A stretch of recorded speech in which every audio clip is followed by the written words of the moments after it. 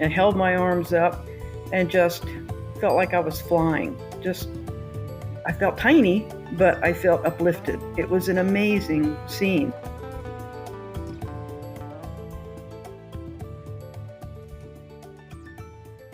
Welcome to Experiences You Should Have, your how-to guide for amazing experiences.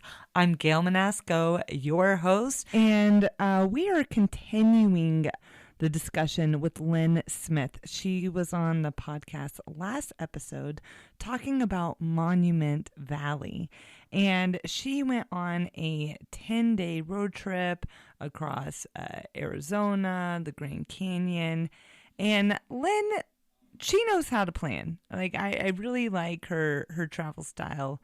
Sure, I feel like there's a time and a place for the trip where you just have zero plans, but I like to know where I'm going, what I'm doing, and maximize every single day. And if you're like that, then I hope you will like this episode. So today's episode is about going to Arches National Park. But there's these amazing hidden gems in between Monument Valley and Arches and little side things you must do. And that is like the quintessential part of traveling. Yes, we know you're going to hit the main arches, but it's what you don't know is what you're going to find out here on today's podcast with Lynn Smith. And she did write up a full blog post on her blog at lynnsmithdestinations.com. And also we have beautifully written show notes on experiencesyousshouldhave.com. Click on episodes and then you can view the episode details there. Well, let's get going with this interview.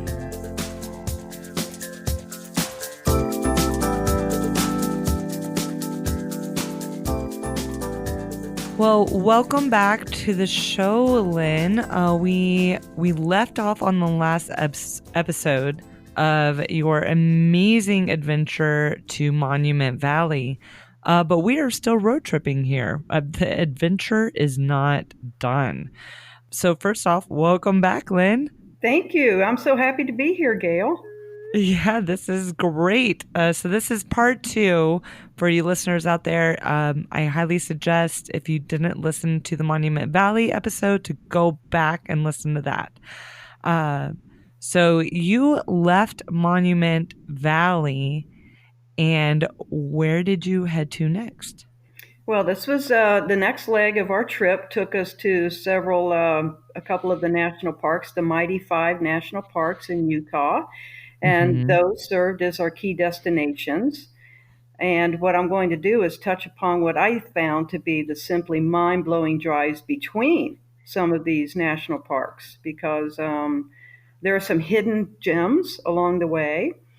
That means you need to get out into the back country or certainly off the interstates. And most people tend to travel on the interstates. So I'll be sharing some insights about getting from Monument Valley to Arches National Park and beyond. And so we'll just be describing a portion of a loop that's roughly going from Monument Valley at the corner of Utah and Arizona in the southeast corner. And we'll be traveling north and slightly to the east up to the town of Moab, which is the gateway to Arches National Park. And then we'll start coming back to the west and working our way southwest, and we'll be stopping at Dead Horse Point State Park and Capitol Reef National Park. So I'll start out by addressing an interesting drive that if you get off the interstates, when you're leaving Monument Valley, and you may be going, as we chose to go, to Moab so that we could spend a couple of days at Arches National Park. So our drive was approximately 2.5 hours, maybe, from where we were in Monument Valley up to Moab. And instead of taking the interstate, I wanted to route us over to a roadway that has a name, a strange name. It's called Moki Dugway, and that's spelled M-O-K-I, Moki, Dugway, D-U-G-W-A-Y. And that is really a great example of a hidden gem drive. It's actually a section of the National Scenic Byway that's called the Trail of the Ancients. And that National Scenic Byway runs basically through Colorado and Utah. So this section that we jumped on, Moki Dugway, got a strange name because Moki is a local term that for the ancient Pueblo people who inhabited this Colorado plateau like hundreds of years ago. And Dugway is a term that's used to describe a roadway that's like carved from a hillside, just kind of carved out. And boy, when we approached this from the high desert, we could sure tell that this thing is sure dug in. All 3 miles of woohoo! It is one steep, graded gravel road that winds uphill to Cedar Mesa, to the top of this mesa. And it's like a 1,200-foot climb in a series of literally dizzying switchbacks. So, the warning here is if someone has a fear of heights or gets vertigo, you might not want to take this gravel road up this awesome side of this mesa. Mm-hmm. So, those with a fear of heights or a slight case of vertigo may not want to go up Moki Dugway because it is one steep road. But it's so worth it because we left in the morning from Monument Valley. And as we came across a desert and we approached this road, and I started to go up it, you could look up and see the side of this mesa and go, wow, we're going to go up that? Because you could just see these switchbacks going left, right, left, right, left, right, zigzagging up this deep 1,200-foot road. But we said, no, we're going to do this. This is great. The light's great. Photos are going to be great. So as we started up this, and I was driving slow. It's a gravel road, and there wasn't any traffic early in the morning, like, I don't know, about 8:30 in the morning or 9. But I was driving so I could look off my left shoulder, and at every turn in this switchback road, I could look over and I could see these eye-popping views of the Valley of the Gods below and the desert. And the desert just kept receding further and further and further away the higher we got. And in the dim distance, you could see the buttes of Monument Valley. They were like decorating the horizon, and that's where we had just come from. It wasn't that far away, but it was so clearly etched out in that early morning light. And that light was just hitting the side of Moki Dugway and lighting up those desert plants and the sandstone colors and the gravel color of the road and the blue sky overhead. And we were just like, whoa, wow. And of course, then the road is really narrow. And I was like, oh, wait, no railings. I got to pay attention here. Oh, let's stop and take a picture quick. So I learned going up that road that you can get up to the top pretty quickly. So you really want to pull off those little pullouts when you have them to get those amazing jaw-dropping shots looking back down that switchback road and onto the desert floor. So you, once we got up to the top, there's a lookout, and it's called Mule Point, Muley, and you're at about 6,000 feet of elevation above the desert floor. So from that point, you can go step out of your car and go walk out to the point, and oh my gosh, it's like going on forever views of the Valley of the Gods and Monument Valley, and out in the distance you can see the Sleeping Ute in Colorado, which is a mesa formation, and Shiprock in New Mexico. And I had read that you can see over 100 miles on a line on a clear day, and I believed it from that morning that we were looking out across that desert. It was just mind-blowing. Beautiful. It was windy up there and a little bit chilly, but oh my gosh, talk about photo op. So it's definitely worth a stop at Muley Point on Moki Dugway. And the whole road, actually, this hidden gem drive runs about 35 miles north from the junction of U.S. Route 163 near the town of Mexican Hat, Utah, which is named after a rock formation that, yes, looks like a sombrero perched on a big tall spire. And this road runs up to the junction with State Road 95, which is just east of Natural Bridges National Monument. And I give that level of detail for those who might want to check it out on Google Maps. But just look up Moki Dugway, Google it, and you'll see what I mean. The images, the drive, it's so well worth it.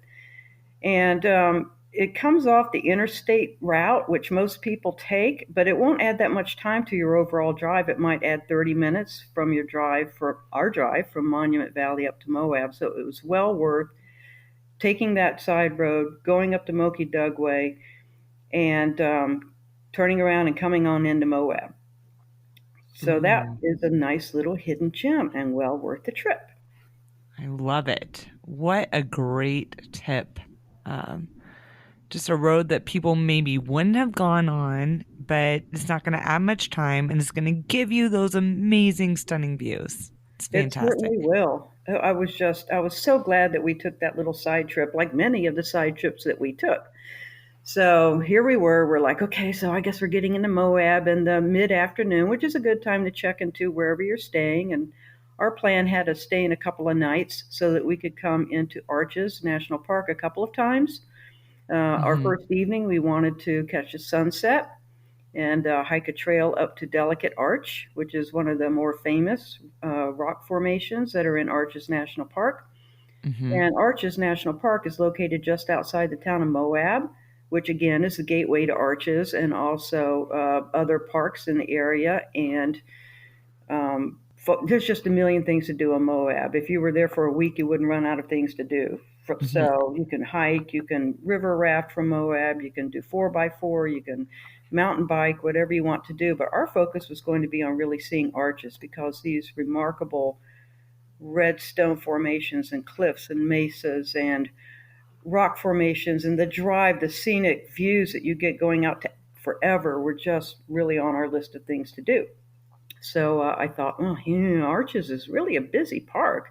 It's not like in the top 10 of our national parks in terms of traffic. Those tend to run anywhere from 11 million visitors a year down to about 4 million visitors a year in the top Mm-hmm. 10. But Arches gets its fair share. It gets about 1.5 million visitors per year, and the buses start moving in at about 8:30 and 9 o'clock in the morning. They're there at the gate and at the visitor center. So during high season, which in the high deserts tends to be from March to October, it's Mm-hmm. really the best light, the best temperatures for being outdoors, for hiking, for night photography, and so forth. But it's also tends to be quite busy. So I knew we were going to run into things like full parking lots and potentially long lines to get in to the park at the gates or at the visitor center to pay your fee from 9 o'clock to 2 o'clock during the day when the buses are running. So, hey, it's easy to beat that. You're staying right there in Moab. It's just a few miles outside of town. You can get into the park early. It's open 24 hours a day. And there's a fee station that you can pay at the entrance station, a self pay station, where you can Mm-hmm. pay your rate, which is, I think I'll look it up here in a little bit. I think it's $30 per car now, per vehicle, and that's good for 7 days. So, Mm-hmm. my tip here is you can go online ahead of time and you can get your pass to Arches if you plan to be there for a couple, 3 up to 7 days.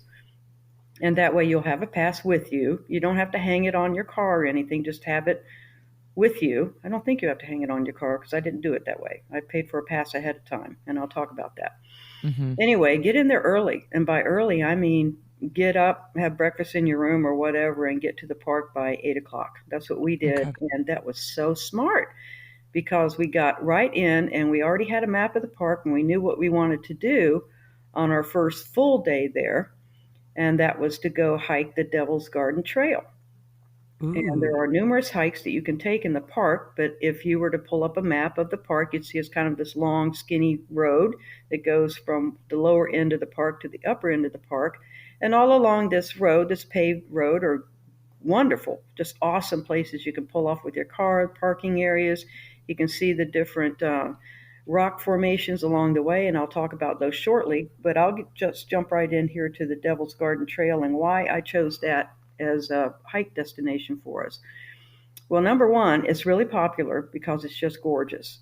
And the parking lot there gets really full by like 8:30, 8:45 in the morning. And here's the Uh-huh. thing, in the national parks, if you don't have a spot, there's going to be a ranger out there shooing you along. Move along. So you just go around this loop, and if somebody's not pulling out, you're stuck. You can't Okay. park along the roads. You have to move on.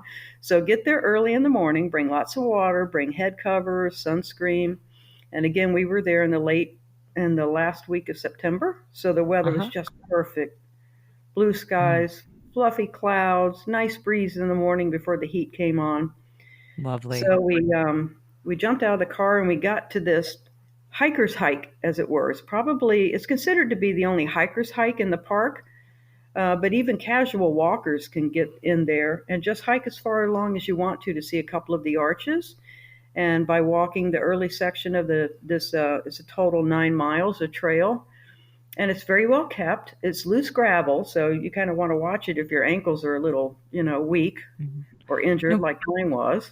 but what But if you're in a wheelchair? Could it go over the gravel, or were there no, steps? no, not that won't work because it's just so big gravel hunks and chunks, Okay. and you can't roll it. But they do have a wonderful at Devil's Garden. There is a section there where you first get out of the parking lot, and there is a wheelchair accessible paved section that gives Okay. wonderful views that you can look down the trail and look out to the distance and see the mountains in the distance and rock formations nearby, and there are restrooms there. So I would definitely recommend that as a stop for Okay. somebody who may not be, prepared to go take a walk down the trail to Devil's Garden or along that Okay. Devil's Garden trail. And people can look up on the web. I won't go into detail about the hike, but there are a couple of tips that I have about the Devil's Garden hike. Number one, it's worth doing. It's worth just going out and walking that path to just see the views that you get and the rock formations that you see all along. There's a trail to Landscape Arch and Pine Tree Arch and Tunnel Arch, which are pretty close to the start of the trail, and they're well maintained and quote family friendly. So you'll see quite a bit of bus traffic. The people visiting from the buses, and they just have tennis shoes or sandals or whatever on, and they can negotiate that portion of the trail rather easily, and they can see that those rock formations, those arches, which are just fantastic, and photograph them against that beautiful blue sky.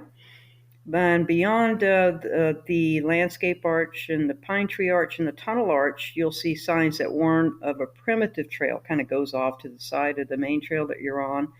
And what they mean by primitive, they mean primitive. You really need to have your hiking gear and your hiking headset on because this would mean hiking over sections of slick rock, and the trail is marked with rock cairns, so people aren't used to navigating across slick rock and using trail cairns to sort of pick up their next point.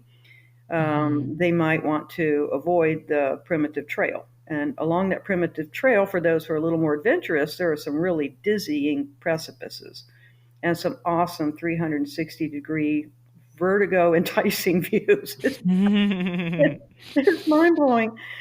But another tip that I have is if you get out on that Devil's Garden Trail, you might want to hike the loop in a clockwise direction because it is a loop trail, and you can see by the map that's posted in the parking lot as you come onto the trail. Or certainly, you need to stop in the visitor center and get your park map, and it'll talk in some detail about these trails.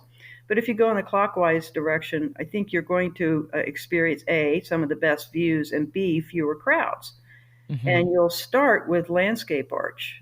That'll be this big, long stretch. I think it's 160 feet or something like that. Arch. It's the longest arch in the park, and it's the fifth longest arch in the world. It's just spectacular, and it's so well lit in the morning for a photograph. It's so easy to get to that and to see that wonder. And it's about I would call it an easy 1.5 miles to the arch in. So then you'd have 1.5 miles out. So that would be a total of 3 miles on this loose but well maintained gravel trail.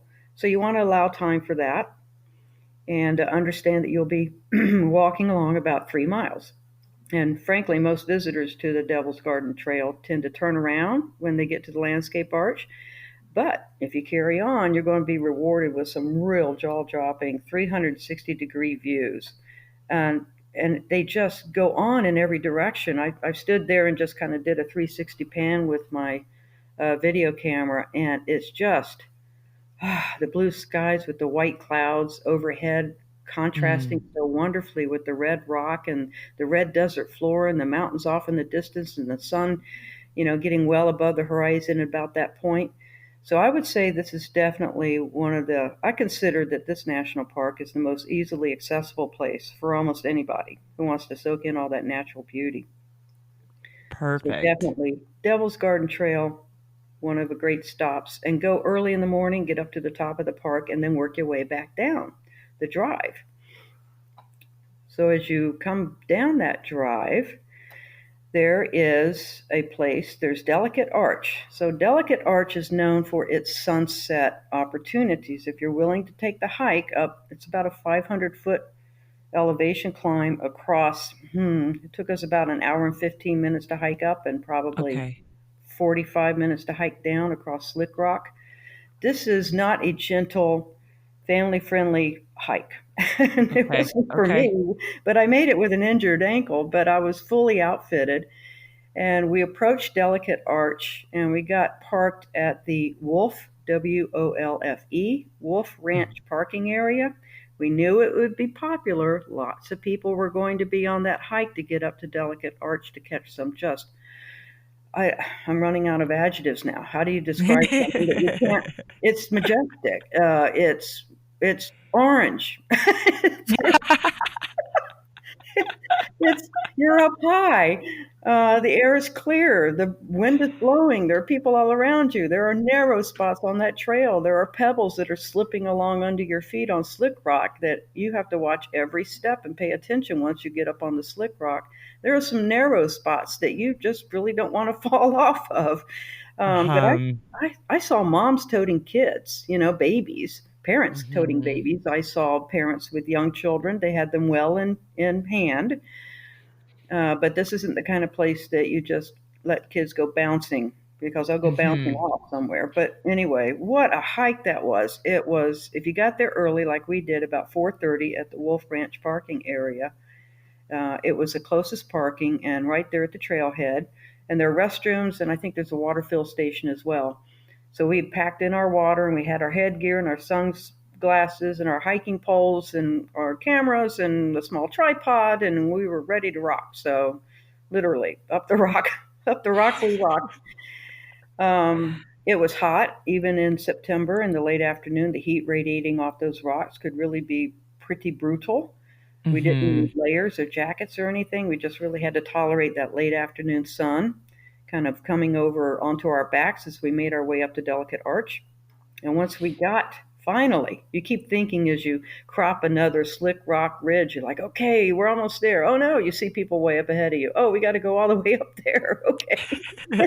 And you go all the way up there. You're like, okay, we must be near. And then no, you turn a corner. Oh, wait, there's another people way up there. Now we got to go way up there. For a while, I didn't think oh no, man, and the sun's starting to go down and I want to get magic hour. But we made it in plenty of time. And there may have been maybe a couple hundred people up there when we got up Yeah. there. It was pretty much swarming with people because it was an absolute Chamber of Commerce perfect, you know, photo day for this sunset series of shots as the sun gets lower and lower on the horizon and lights up the delicate arch is called that way because it looks like it's got a shattered spot in these cowboy chaps. Just picture the cowboy from the waist down wearing chaps and standing very wide, a wide Mm. foot stance. And this thing is just sitting up on top of this rounded, slick rock kind of dome area back in the back country. You're surrounded by mountains and there are canyons down below you, and you can just barely see the parking area where, oh my gosh, we came from there and we got to go back there before it gets dark. I'm not going to think about that right now. Yeah. So yeah, there are a lot of people and some of the best angles, as it were, without climbing all the way down and take a picture under the arch. But if you to get the very wonderful angles to get the mountains in the background, the sun just lights up this orange, pumpkin orange almost, Uh-huh. and the colored sandstone. The popular angles were pretty mobbed, but you could sit down on the flat rock and kind of find yourself a little space and compose a shot or take shots of other people. If there were couples or a family or something, people were taking shots with for each other. You can get those shots in without having too many people crowding into your shot. You will see some people down below you at the base of the arch, but to me that lent scale. So it's a great place to roll video and take your photographs and just wow, just be up there and go, A, I made it. B, I can't believe I'm sitting in some fantastic beauty that looks like this and I'm a part of it. And the wind Mhm. blowing on your hair and just breathtaking. And then you're watching how quickly that sun is setting. So, whoops, okay, that's That's the end of our photography. We have to get all the way back down there before it gets just dark, dark. Even though we had our flashlights, we were prepared, but Okay, this good. is not a trail you want to be on when the light is Uh-huh. dim, much less after Okay. dark. It can be treacherous. So my recommendation is get to the parking lot by 4:30.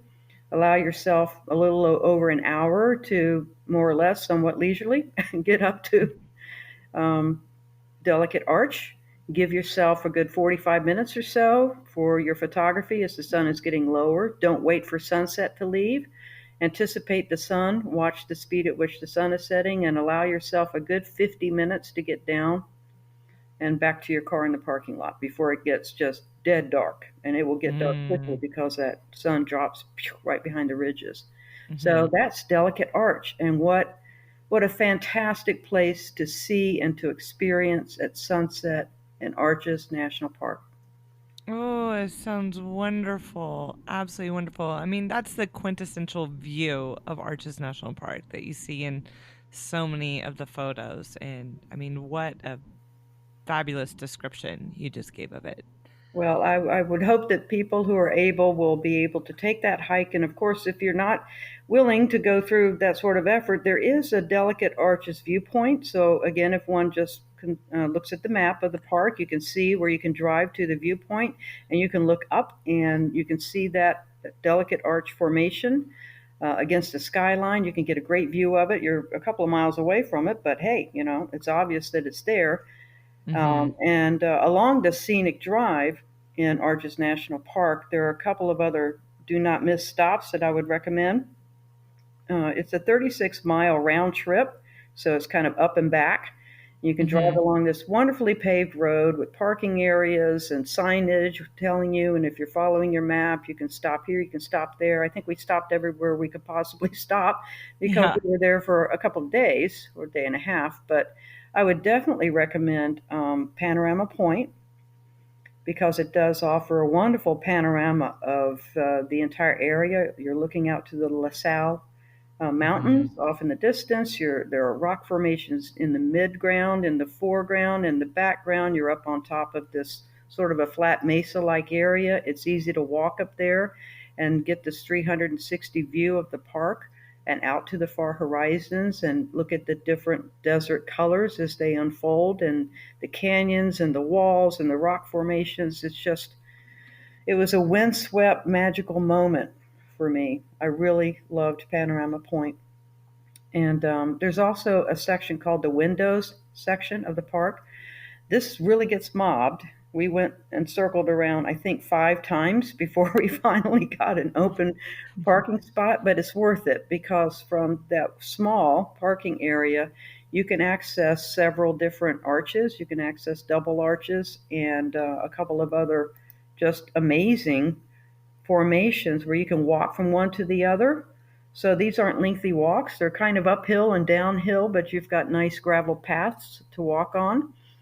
And Mhm. for those who may be in a wheelchair or who, may have injured their ankle, like some people we saw on crutches, you can make your way to one of the closer windows formations, I think, rather easily with assistance from somebody because there are short paved sections of the trail before it turns into that loose gravel. And I would Mhm. recommend definitely double arch that's there at the windows. If you don't do any other, if you don't take a walk out, please take a walk out to double arch. And you won't really see the double arch. It's literally like, how do I describe this? Well, I guess one arch and then it's kind of crossing the other arch, and they make these two great big sky holes where you can look up from way down below them, maybe several hundred feet away, and look up and see the sky through these wonderful sandstone, orangey, yellowy arches. They're huge. It's like being in a giant open cathedral, and you can see little bitty people down there at the bottom in the shade of the arch. People who want to walk on further and get underneath the arch for photos. So, Uh-huh. Double Arch is spectacular, but it will not reveal itself in all of its wonder until you get pretty close to it. You really won't see the Double Arch until you've walked, I don't know, a good 15 minutes or so. Uh-huh. And then finally, there's Park Avenue, which I don't even know how to describe this. Okay. Okay. So it's just these really thin, like fins. They're like thin slices of a layer cake. If you were to take a knife and just have this jagged layer cake in front of you, this big Uh-huh. tall layer cake, and you're just slicing down and then slicing a thin slice straight down through it and slicing another one, and then pull the slices apart and line them up alongside each other, and you can see all the layers of the rock and how thin these slices are, and all around you are massive monolithic mesas and rock formations, and the colors in the morning and the colors of the desert all around you, the far horizons, and these huge walls that are going up 800 feet or more above your head. And no wonder they Mm. called it was named Park Avenue, because I guess some European something. I'd have to do my history on this one and look it up. But if people want to look it up, why do they call it Park Avenue?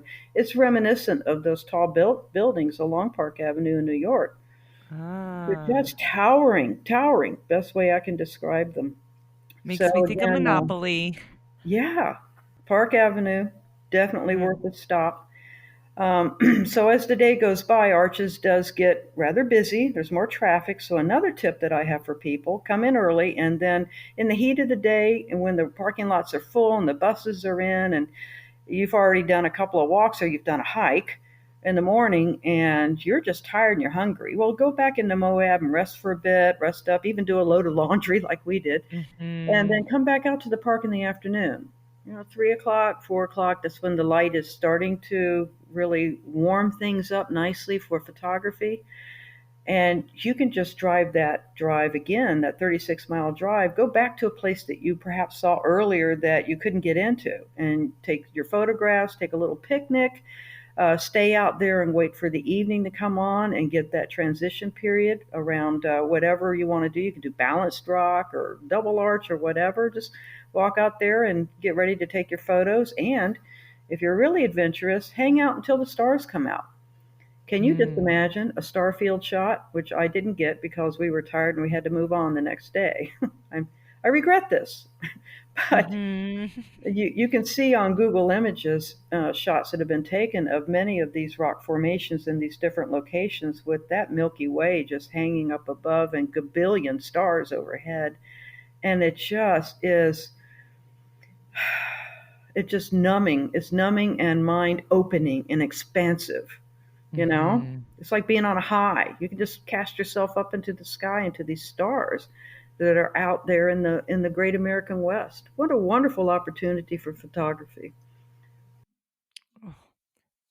How incredible and stunning. I mean, so much of our lives we don't get to see this natural beauty, and you can just come here and just see arch after arch and just see stunning colors, and it's, I mean, wow. It's all I can truly say is this just really feels like an experience you should have.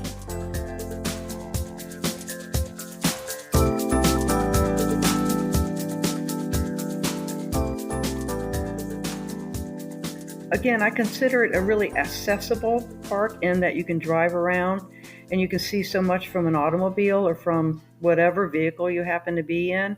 Mhm. Unlike many of those vast distances, and unlike some other places in the West where we visited on our 1,600-mile trip, quite often you have to hike your way in or back into the back country or drive down some dusty, potholed, slick rock, gravel, barely graded road or whatever. There are some things that are more easy to get to than others, and I think that's the magic and the beauty of Arches. There are other Mhm. places where you can see magnificent geologic wonders from your automobile, but I think the most comprehensive collection of those that I've seen in my lifetime is at Arches. Now, I haven't seen everywhere there is to see, so I'd love to hear from other people, but I do recommend it for anybody who's going to go out the Moab area. Definitely take more than a day.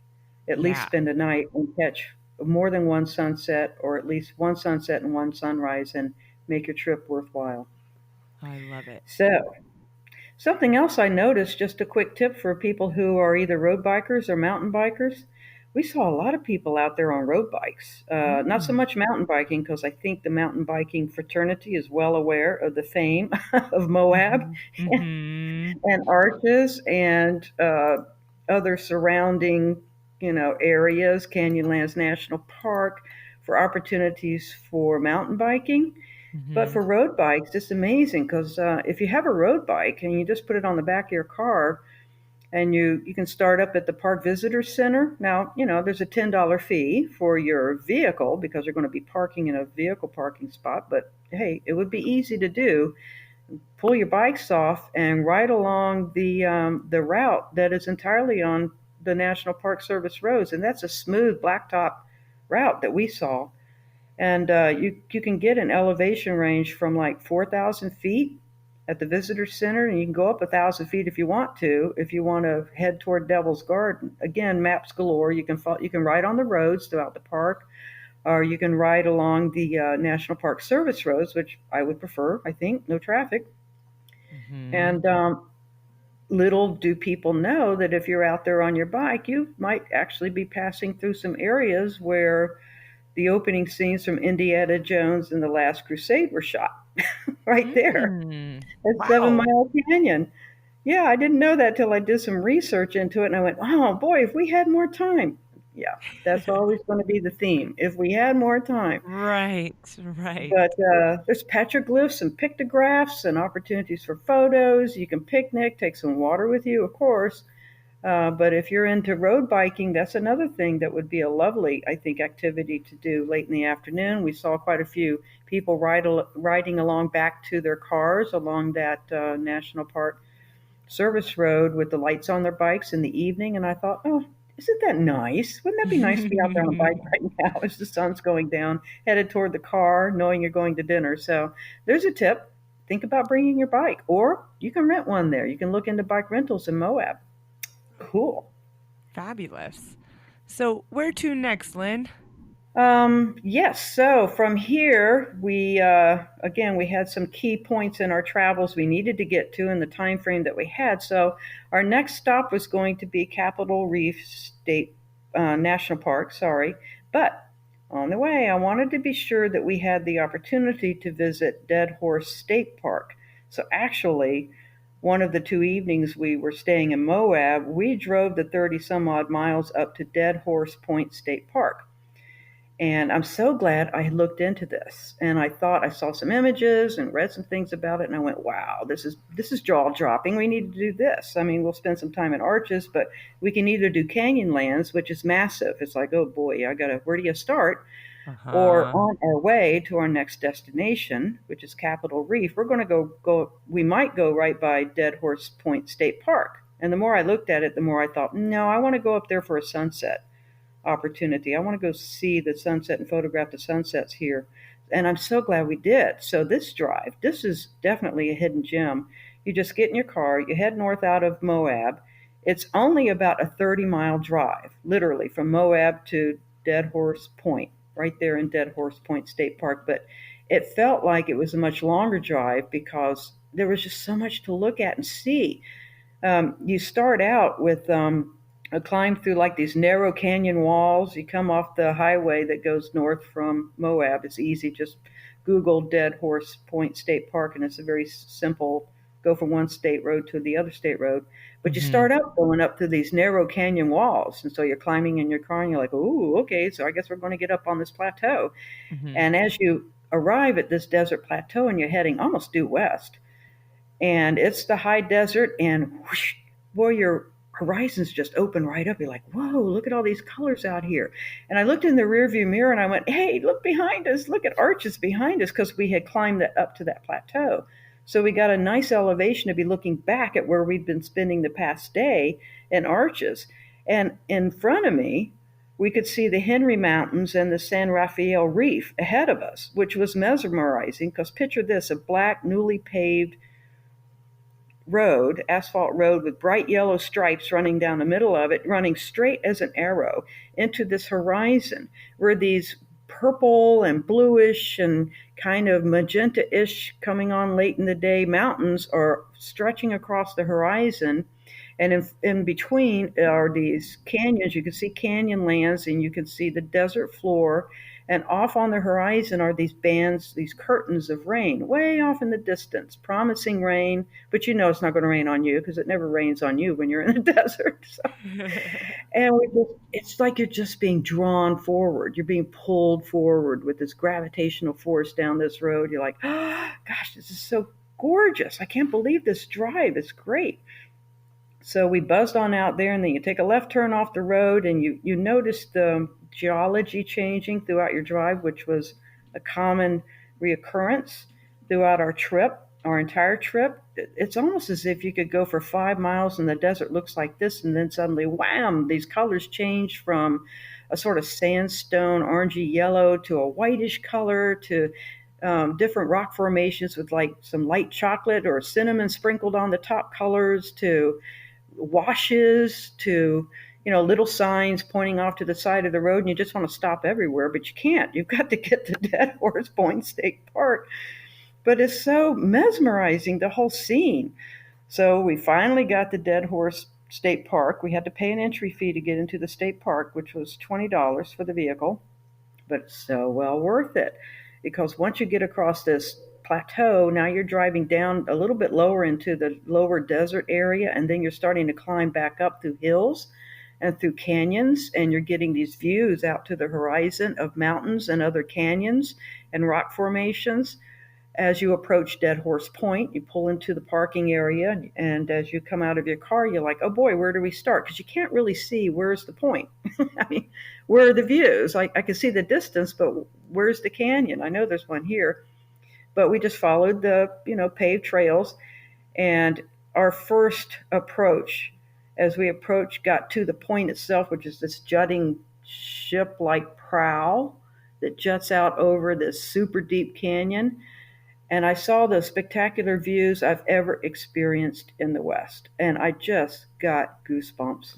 And it was like 4:30 and 80 some odd degrees, and a breeze blowing. We were hot, but I just got chill bumps. I could understand when I stood out there why this scene is considered one of the most photographic scenic vistas in the world.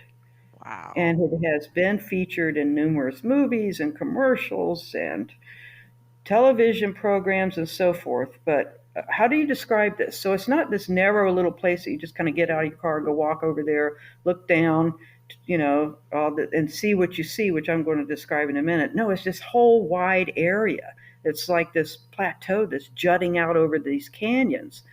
And when you start walking around the rim, and there's a whole trail that goes around this rim, you start to kind of encircling the parking lot, maybe, 3/4 of the way, a circle around the parking lot.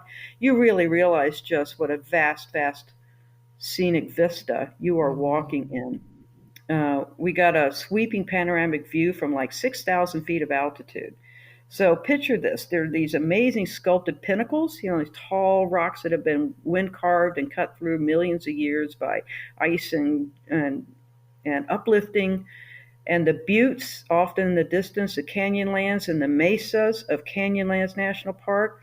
You can see the needles, which look like what they're described as, and rock formations that go straight up, sort of like the fingers on your hands, with all these different colors. In the afternoon, you can see the rust, you can see the reds, you can see the oranges and the yellows and the sandstone, and you're looking way down and across at these things that are some distance away. And between us, look down, wow, that's 2,000-foot drop. Was that signature scene of the gooseneck of the Colorado River. A gooseneck, it kind of comes down in a horseshoe-shaped bend, kind of. From 2,000 feet up, above that, you're looking down from Dead Horse Point down into that scene. And we were facing the sun at that point. It was tricky to photograph, but I managed to get some amazing shots of that drop with the Colorado River, that gooseneck formation in front of us, the horizons going out further than your brain can really encompass, the rain bands on the horizon, dotting the horizon to my left, in front of me, way over to my right, and the wind blowing. And I stood up on that pinnacle and held my arms up and just felt like I was flying. I felt tiny, but I felt uplifted. It was an amazing scenes. So we spent some time walking around there. We probably spent like 45 minutes just photographing the whole scene from different angles and all of these horizons that just seem to go on forever. I think that's what made it really special at Dead Horse Point.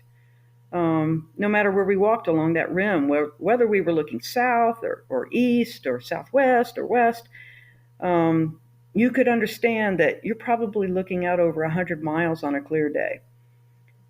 So, anyway, those curtains of rain and even some rainbows. We got some rainbows in our shots in our video roll. It's like, is this magical or what? It was just one captivating, magical place.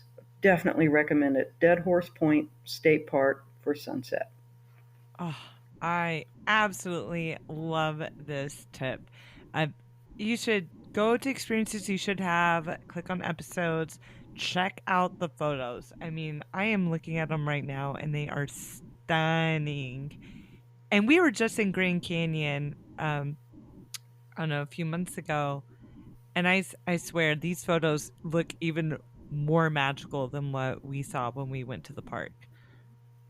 Uh, Yeah, it, I think the secret is really everybody's like, "What camera do you use?" And I'm like, "Well, it's the magician. It's not your, magic wand." I yeah. mean, I'm just using an iPhone. I'm just shooting with an iPhone 8. I also have a digital camera that I use for certain kinds of shots, starfield shots, and other lengthy exposures and special effects. But really, my iPhone is my go-to um, source. And I really don't gin up my images. I don't pull them into Photoshop and tweak them up and color them and change. No, I'm a raw shooter. I like to shoot pretty much the scene as I see it. Mhm. And that means timing.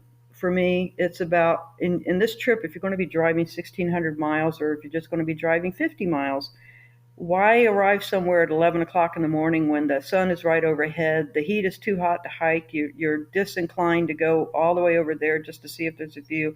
It's so much easier to get out early in the morning for shots and to get out late in the afternoon. Not too late, but to get Mhm. out on those desert landscapes. And you can't go wrong because as long as you have blue skies or even some overcast skies with flat light, the scenery itself is just majestic and magical. And just point your Mhm. camera, compose the shot, and when the light is right, it's right. So I don't claim any special skill set, although I am a commercial photographer. But Mhm. honestly, anyone could do it. Just get your focus and your composition right, and it's the magical places themselves that just reveal themselves to you. And in Mhm. looking back at them in the photographs, it really brings home to me the photos and the videos. Just what an uber special trip this was for us. We've traveled in different places around the planet, and I just cannot get over the majesty and the beauty and the grandeur of our American Western states.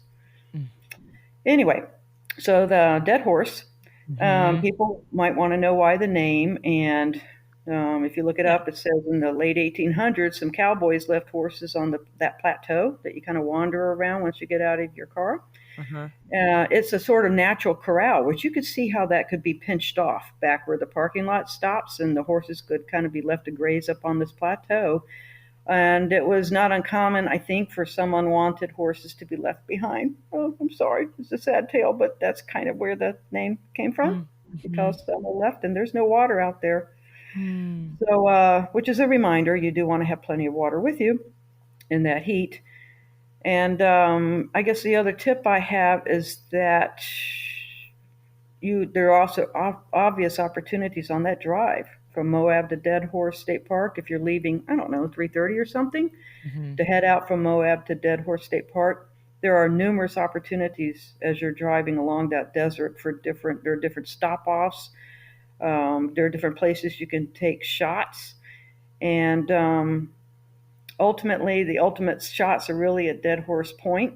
And gosh, movies like Disney's Lone Ranger and Mission Impossible 2, and even old Western like The Comancheros, Mm. featured scenes shot right from that point, looking down across those canyons and down into that gorge for the Colorado River. So maybe you can picture yourself in a cowboy movie. Take a picture. Anyway, it is an international dark sky park. So for you nighttime photographers, I Oh. think there are some real opportunities there to catch those. incredible skies, the star field, the hanging road, which is what many native tribes in the West refer to the Milky Way. Wonderful opportunities if you're willing to just stay there a little bit longer and wait for those stars to come out and wow you with opportunities to Mm. shoot them. Wow. Wow, wow, wow. Now, where were you staying when you visited here? We were staying in a motel in Moab. I just kind of shopped around for motel prices. I wanted to find a motel that also had laundry facilities. This is important when you're on a 10-day trip Uh-huh, out right. west. And yeah, we stayed in, I think it's the Moab Valley Inn, which is right next to a nice barbecue place, very popular. It's right in town. They have grocery stores and laundromats and motels and different places to stay in Moab. You've got everything you could possibly want. A couple of coffee shops, nice restaurants if you want to eat out. But we were up early in the morning, so we didn't have time to really grab anything. There's McDonald's, that sort of Mhm. thing, Mhm. and get into the parks. So yeah, lots of places you can stay in Moab. But my tip here, as always, is especially between March and October, make your reservations well in advance. And by well, I mean maybe 3+ months in advance Okay. if you want to stay, if you want to have a good selection and places to stay, Mhm. particularly if you're staying in some of the more popular places like in Monument Valley, where we stayed at the View Hotel. I think I already shared that in the previous podcast, but that's an excellent example of a popular place where you need to make a reservation a good 4 to 5 months in advance. Okay. Now, for someone planning maybe this full 10-day trip, they're doing Monument Valley, they're doing Arches, they're going to go see Dead Horse Point State Park. I mean, they're just going to do this huge itinerary. I know costs can range, depending where you're staying, but about on average, how much did this trip cost you? Now, if you don't count your flight and you're just looking at your Right. automobile and stays, so you figure a hotel stay is going to range you from X to Y. I Right. mean, out at the View Hotel, those rooms could go for $300 a night, those upper floor rooms. That's not Sure. our budget. We don't normally do that. But Right. it was so convenient and I didn't want to camp. So, I mean, you can camp. If that's another great way to do it, but just be aware that windstorms are very common. And I mean, they threaten to rip the clothes off your body. And it's not Wow. funny. It's not fun having your face and your skin scoured by sand. No. They are really serious. But anyway, back to cost. So you've got your vehicle rental for a week, and then you've got your passes into the parks. And if Mhm. you pay once, you get it. I think it's 3 days for Dead Horse State Park, for instance, and certainly 7 days for the national parks for Mhm. your vehicle. That's not per person. It's like $30 per vehicle into Arches, $20 into Capitol Reef. So you start adding it up. It's like, where are you Right. staying? How long are you staying? Do you want to stay in a motel? That's a little less, a campground, a little less, so you can begin to cut it back. But for me, the real trick was to try to balance costs. What kind of budget do we have for gas, rental car, places to stay, versus eating out, which you have to eat out, but we just ate at, quick food places. Or in the case of Moab, we would get food at the grocery store. Mhm. Wonderful grocery store there. It's awesome. And bring it back to the room and just nuke it, put it in the microwave. Our room had a microwave and a small refrigerator, so we could bring leftovers in and grab something for lunch and eat it for dinner. So Yeah. we find ways like that to economize. We also got our park pass well in advance, so that we had an annual park pass that allowed us to get into the national parks, some state parks, national monuments like Grand Staircase Escalante, Uh-huh. Glen Canyon area, other places that we went to that I haven't spoken of in the podcast. So you can really save a lot of money if you drop $80 or whatever your annual park pass for the national park pass is $80. It'll pay for itself in your first 3 or 4 stops, Mhm. and you can come in and out of those parks. So if you stay at B&Bs, you're looking at what, 160, 140, 130, kind of depends per night. Mhm. For Right. two, I think that's kind of the going rate. So the real trick is getting in so that you don't get stuck with only the high end or the, campground and you're not ready to camp. So if you plan in it ahead of time, you can run a budget like I do. on a spreadsheet. So it could go with your airfare if you use miles like we do. At least we didn't have to factor that in a whole lot. I think we Uh-huh. dropped like $120 on airfares because of our point situation at the time. Sure. So really for us, the rental car was the largest single cost, and staying at a place like the View for a couple of nights, ouch, that hurt. Right. But then after that, it was motels or Airbnb. Our loop took us from the 1,600 miles, took us from Las Vegas, where we rented our car and got the heck out, to Zion, where we spent a couple of nights in an Airbnb, very reasonable, near Mhm. Zion. Mhm. And instead of staying too close to the national parks, I tend to stay about 20 or 30 miles outside at a nearby town. So that's a Mhm. great tip. Look at the nearby towns to look at Airbnbs and see if you can get into a place that will work for you and your budget. Mhm. And we then made our way from Zion after a couple of nights into Page, but we took some off the major beaten path routes there and took a little longer to drive there. But hey, you can do it in a day easy. You can do it in an afternoon. Mhm. And spent the night in Page and saw what we wanted to see there. And that was another Airbnb, which are pretty reasonable. Like we could find them for anywhere from $60 to 80 to maybe 110, sort of Right. depends. Right. Whereas the hotels, yeah, start at $200 a room. So it's worth doing your homework Right. to save Right. money on those overnight stays. So overall, I'd have to look back at my spreadsheet to total it up.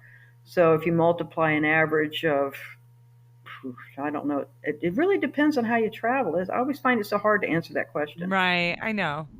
I just like to give a possible ballpark for people who are wanting to save for that big trip or take a family trip.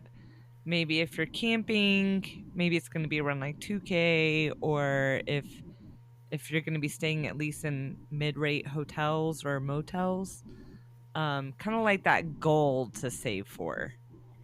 Yeah, my goal for any trip of 10 days is to start at about $2,000 and go up, unless we got friends or family. We're True. gonna we're gonna couch surf. Yeah. Really, I just start out with where do we want to go? Why do we want to go? What time of year do we want to go there? And what are some of the average costs? Was it cost to fly? Was it cost to rent a car? And I just start a spreadsheet, and then when reality hits and I realize that, oh my gosh, no, we cannot afford to go there for 10 days or Yeah. whatever, then I back it off. Or maybe we only have a week. Maybe we only have 5 or 6 days and or 7 days, and two of those are travel, one day in and one day out. It kind of depends on what do you got. Right. And then I'll build our savings. Then we start saving up and planning, and we say, okay, I have a pretty good idea. Oh yeah, those hotels are more expensive than I thought. How about Airbnb? Oh, okay, well that helps the budget, that Uh-huh. sort of thing. And then I'll start getting a rough budget, and then I know how much to save rather than just, gee, I got 2K, what am I going to do with it? Mhm. Because I'm Mhm. such a plan ahead person that which works for me as a photographer, to try to get certain places, to hit certain locations at certain times of the year and certain times of day, even that's how I tend to center my trip planning I like it. I around like it. hiking.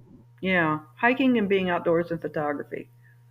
It's beautiful. It's a great way to experience life and to see nature around us with these stunning views that you just can't see in many places in the world.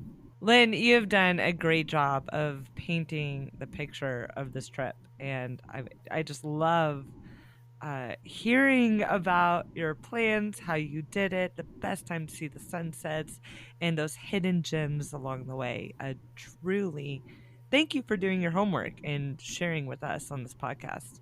Well, thank you. I think my closing statement might be something along the lines of, altogether, I think our drives, our hikes, and our backcountry explorations off the beaten path for this whole trip, from Monument Valley to Arches to Dead Horse Point and onward, Capitol Reef, Zion, and Bryce, were simply magical. And when I came back, I said, I think, no, I know, I think I left a piece of my heart somewhere among those red rocks and towering mesas and endless canyons of soulful silences and those far, far horizons. Thank you. Thank you, Lynn. Truly. My gosh. I love how you travel. Thank you. We have a pleasure, and thank you for allowing me to share a little of our travels with your audience. I look forward to more of your podcasts. I love listening to your guests. Oh, well, thank you. Well, there will be more adventures to come. Don't you worry. Every Okay. other week on Sunday, a new episode drops. So definitely stay tuned. And I am sure we're going to be having you back on the show soon. So truly, thank you, Lynn. Thank you, Gail. See you soon. All right, until our next adventure.